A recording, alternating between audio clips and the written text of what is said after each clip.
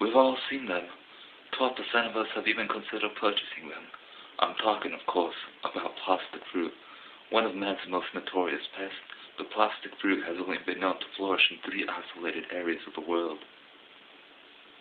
Gardens of Babylon, the deep forest brush of Sri Lanka, and in poor people's homes. We invite you to join us as we unveil for the first time the life of the plastic fruit.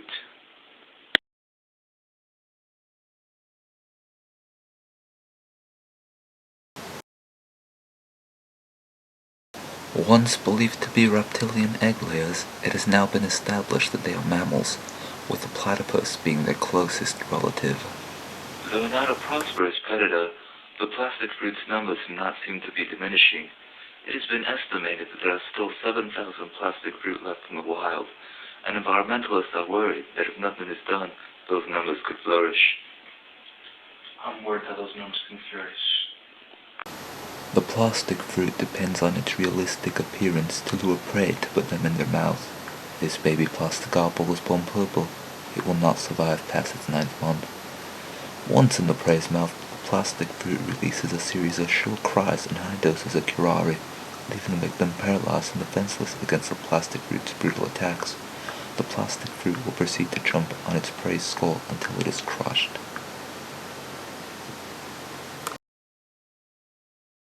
In this rough footage, we see a male plastic banana crushing a baboon's skull in a mere 83 hours.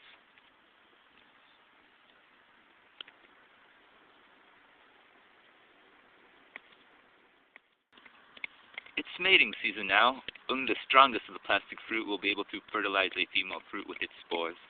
The mating ritual of the plastic fruit is a strange one, not unlike that of humans. First, the plastic fruit must establish its dominance by devouring another male competitor.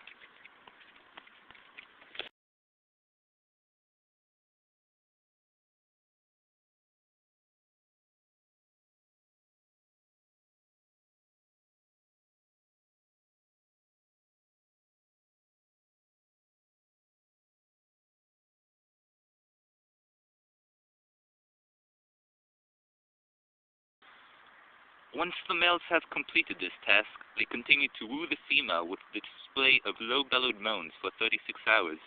These moans sound much like the male human orgasm, short, loud, sudden, out of context, and confused.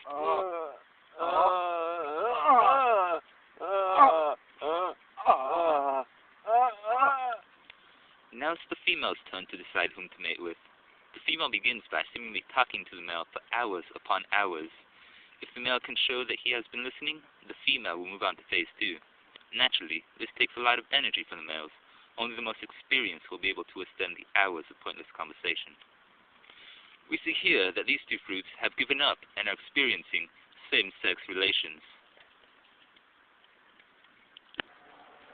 Finally, the female decides if she is to mate by measuring the male. He must be small enough to fit into several animals' mouths.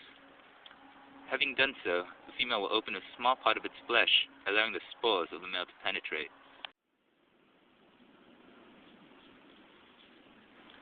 It's springtime, and the baby plastic fruit have just been born. They're hungry and too weak to hunt independently. Like most mammals, the children pounce on the mother's head until she is dead and proceed to consume her. And so the cycle of life continues. This natural nutritious nourishment of nitrogen, namely known as diamicide, normally nurtures infants for 9 months, enough time to learn to hunt for their own. With 7,000 plastic fruits in the wild, they are being harvested and stored only to be thrown away and incinerated. Leading environmentalists are afraid that if this behavior stops, there could be up to 4 million plastic fruit by the year 2032. Why do people harvest them? The answer, of course, is in hopes that their enemies will mistake it for real food. Once put in their mouth, the fruit will paralyze them and continue to devour them. Plastic fruit, truly one of Earth's most notorious creatures.